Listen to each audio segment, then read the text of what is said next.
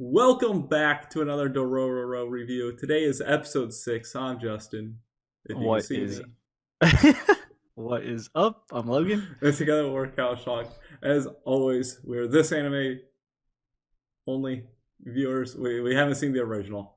But we're going to discuss this episode and give us scores at the end. The reason it's dark, my light bulbs went out. So I think this is now covered across all our reviews and stuff, so it should be fine. Everyone should know. Everyone knows not why until it's we get dark that. in We your actually have a couple more shows later this week. Anyway, so right off the bat, we have Dororo coming back and just gets all the shit he has to deal with. First, he's like, he saw Mio off selling her body. Comes back to Hyakumaru missing a leg. With his voice back. I'll say also he can talk. Well, he can use his voice, not necessarily talk, but yeah, he's like, what the hell's going on in this world? I don't even know anymore. Dororo's had a rough past like 10 minutes. Yeah, he's had a lot of rough time. Then we have him, talking with the kids and stuff, where their dream is to have a rice paddy. Yeah, which is, it's quite a noble dream, which we see later. It's kind of sad too, but we'll get to that. Yeah. But then we get more Tohamaru this episode than we've gotten so far throughout the season. Daigo's son, who wants to join the army so he can impress his parents. He seems to have a conflict with himself in a way, but with his relationship towards his parents, because obviously his mother is missing her firstborn child. It's definitely taking a toll on her. It's been taking a toll on her. Even if she doesn't admit it, I'm sure it has affected her relationship with the newest son. Yeah, Tohamaru, yeah. Right. So I mean, he's noticing it too. He just doesn't know what it is. Because she's there praying at the statue all the time. She's never paying attention to him. Every time he tries something to try to get her attention, she just doesn't seem to actually want to care. She does care for him, but the weight of that first son being whatever the hell it was, right? Just pretty much sold off. I mean, This has definitely been a behavior since he was young too. I mean, even when he was a little kid, it showed us he's trying recklessly climb this tree just to get his mother's attention, and she's kind of ignoring him. Yeah, and of course, Daigo, he feels like Daigo's kind of pushing away, he won't let me join the military. But Daigo says, you can't underestimate war. You have to you can't just go in there expecting you're gonna get glory right off the bat. He thinks he can go in there and just wipe out the psyche, and it's yeah, I think. But then again, it's I think this might be a slow build up to Hyakumaru versus him, because I feel like he's gonna somehow learn the truth, and he's pretty much gonna build this resentment, he's the reason that my parents didn't show me the affection or showed me the attention. Maybe he'll go that direction. I'm not quite sure, but that's because we definitely see him and the father every episode, so they're definitely kind of building towards at least them meeting, I'd say. Yeah, I would definitely agree with that. And we'll see where that kind of leads. Anyway, we get from there, we have Mio coming back, finds Hyakumaru not looking so hot. She's a very good-hearted, kind-hearted person, which is quite impressive due to all the stuff she's been through and all the stuff she has to pretty much force herself to. Not only that, she has the burden of 6 children to pretty much their lives are in her hands. So it's yes. And I mean, when she's talking to Hyakumaru, she kind of tries to connect with I've also pushed myself too hard, and but she also goes back to that, please don't look at my soul, it's filthy. kind of thing, which is what the impression we got from the last episode. This just confirms she Yeah. thinks she has a filthy soul, but of course, really, a flame's a flame. It's not going to show filth or anything like that. Right. Um, but yeah, and then we go back to, the Daigos people who are like, all right, we're going to do a surprise attack. Keep a lookout for the spies. Which, course. this is what I said last week, where I said, oh, they're going to think she's a spy because she's working both sides now. Or she was working with Psyche and stuff like that. And then now all of a sudden she's at their camp. And it's like... Right. It's quite unfortunate. Yeah. I do like the little tidbit of Hyakumaru, like when she was singing to him and the guitarist came. We kind of have like an explanation of what the red is inside him. It's kind of like the lurking remains. And Dororo talking and stuff. Yeah, it's kind of like the lurking remains from the demons, pretty much taking them, and it's it's not something that can be cleansed. I don't think we did see when she was singing, it kind of went away, but then later in the episode we kind of see the other side to it, which is like him going berserk. Yeah, because he's telling Dororo, make sure the monster doesn't come out of the cave. All right. Yeah, it is all interesting. And then we get a little more about Dororo's mother as well in this episode, where he's talking with Mio. The one job his mother wouldn't do was what Mio does, no matter how hungry they got. So, but he still admires Mio because she's doing it for all the kids and everything. Right, and she's like, it kind of hinted that his mom died because she wouldn't. Yeah, that's what he said. My mother died because she wouldn't do that. Right. And so he's like, you're honorable because you're choosing to live. It was a sweet moment between them. Yeah, but he still, also respects his mother for doing that decision and stuff like that. But it's, it's a very rough thing. It's a rough world, man. Have sex with me or die. It's like these samurais just going around chopping off limbs, Yeah, samurais are apparently the worst humans imaginable ever in this show. Like Jesus, they have no mercy or compassion or empathy at all for anything. But yeah, and a samurai happens to see her on the way to work. The guy just hiding in the grass. Yeah, right as I saw that, I knew there was a bad fate in store for her. Yeah, but Hyakumaru goes back to kill the monster.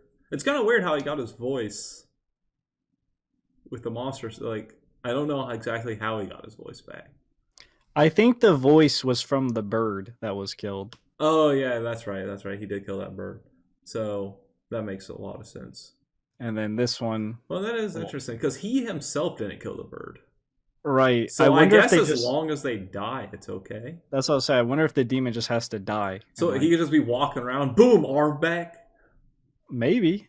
He technically fought the bird. Maybe he got that little, Pokemon Switch Out XP, since the old man had to finish it off. But maybe if it's just, it dies, he gets it back, which would be convenient if someone else just went around slaying these demons. Yeah, and then while he kills the monster, we learn he does get his leg back. So that's good. I don't know if he got anything new. No, he just got his leg back. It was pretty quick. They were just pretty much like, he fought it, he beat it, and they're like, oh, you got your leg back. So it's like, okay. Kind of rotten deal. He just got back what he already lost. Right, I guess. But we also see one of the demon statues break. And then it was finally raining, but the rain stopped. So that confirms what you were saying last week, that bad things happen every time a demon is killed by Hyakumaru. It definitely brings bad omens each time one dies. So because it's like, it's basically all the demons came together to grant the power to Daigo, and each one, you lose a little bit of that strength. Right. Each one dies. I think each one is kind of slowly the fall of his kingdom, I guess you could say, or his reign or empire, however you want to phrase it. Because they're definitely suffering now. They're about to go to war. Now they're suffering, like not raining, no food, and it's like it's only going to get worse. So it's kind of like the deal's off because the demons are getting killed. So it's just back to bad things happening. Yes. Yeah, exactly. And then, but unfortunately, while he's off doing that, the kids are getting slaughtered by these samurai who think they're Jesus. all spies, I guess. Just the girl was there, but you know what? They must all be spies, networking. You can't trust orphans. I guess the samurais are brutal. They literally just rolled up and killed everybody. Like when we saw this, we're like Mio's probably gonna die. That's probably pretty likely, especially since there's an attachment to Hyakumaru, and I don't think they would like tag her along for the rest of the show. So I'm like, okay, she'll probably die. Nope. Well, yes, she did die, and so did everyone else. Yeah, all the other kids, everything. And Dororo was about to be one of them, but Hyakumaru noticed like Mio, and basically the sound from her just kind of finally realizes what's happening, because like yeah, I think he could see that her flame was kind of going out. Yeah, and then she sung, so he, put it together. Yeah, and he went on a rampage. He broke, dude. He went. I will say this: it was pretty. It was very like badass and cool. The fighting. I was like, yeah, let's go.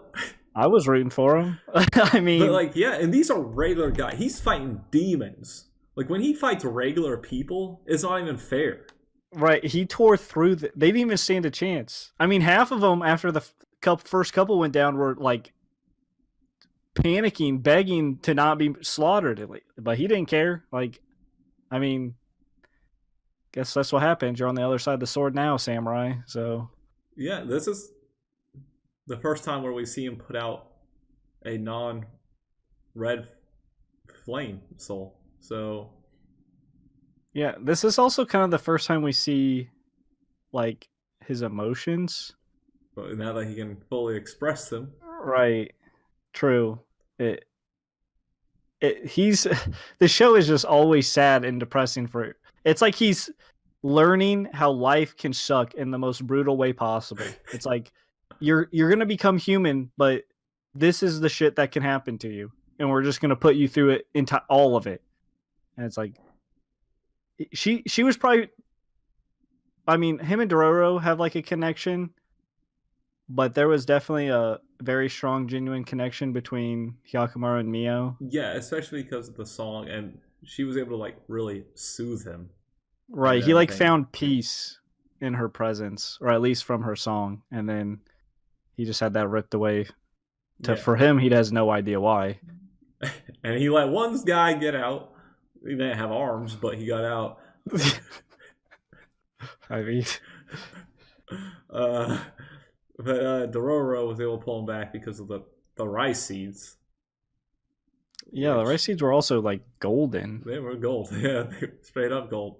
Maybe it's like, I don't know. Pure intent? I don't know. Pretty symbolic, like pure life. It's like pure life. Because I guess they grow, and I don't know. But yeah. And then he grabs her and says, Mio. Yeah. Which, I mean, through repetition of hearing that about her, he probably picked up on it. Because obviously, I don't know if he still understands language. It's more like intent. I think it's what someone else was saying in our comments last week, too. Like, he picks up on intent, and that kind of makes sense. Yeah, I could see that. But, because, maybe he's starting to learn just from... He could be a quick learner, too. So, like... I'm sure he's picking up things. Because I obviously had to if Jukai was able to teach him how to write his name while he had no human parts that were relevant. So... yeah, he probably picks... he has existed in this world, even though without senses and stuff. He's probably...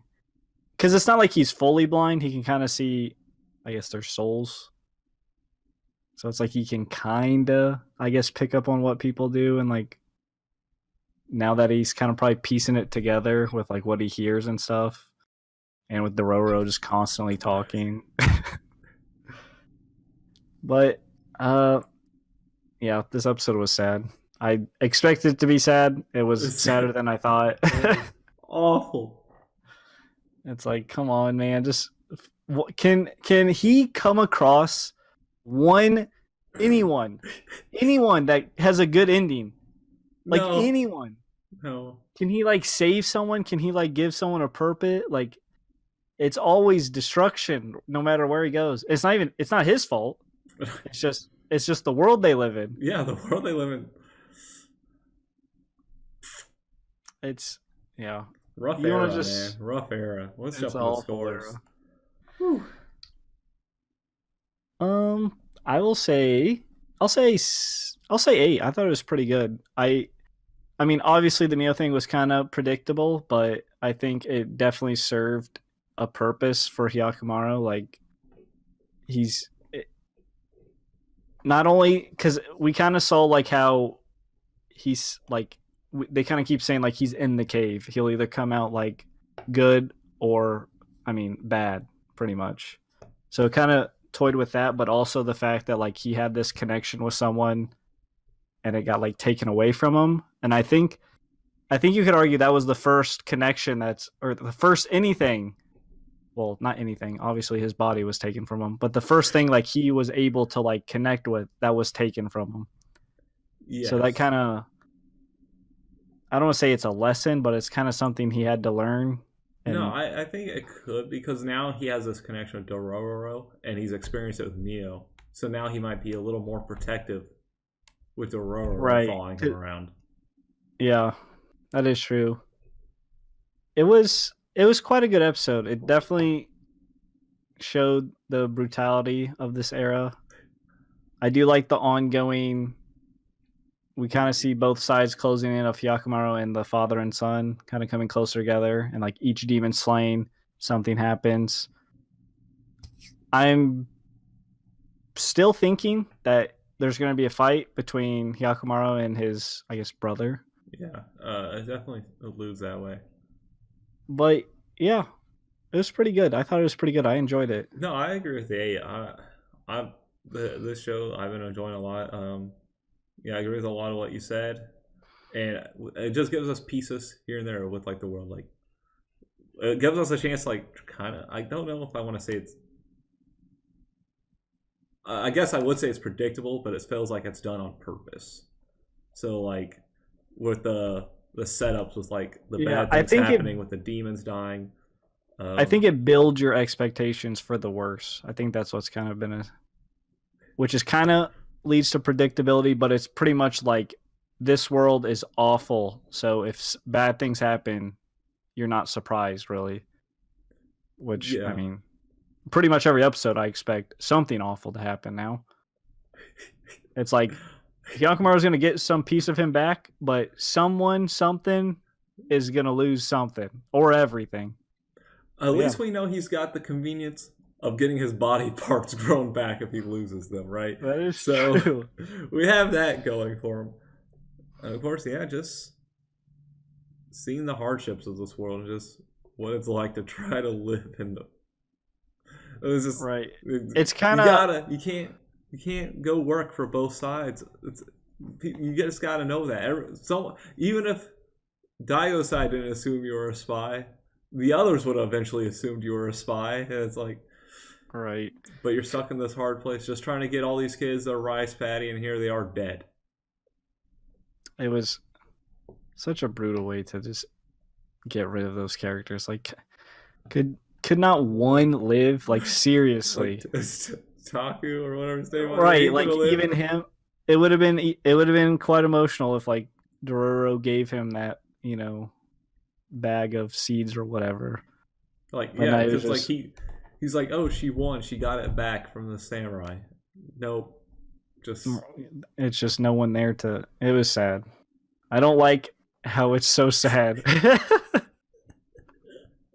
but that All right, that does it. it's spiel time. Woo! As always, I don't know. I mean, I could keep it dark. Wow. Okay. Yeah, and be sure to hit that subscribe, like, notification bell to be notified every time we upload. Comment down below. Let us know what you thought of the episode we did, didn't like, anything like that. And until next time, peace out. See ya.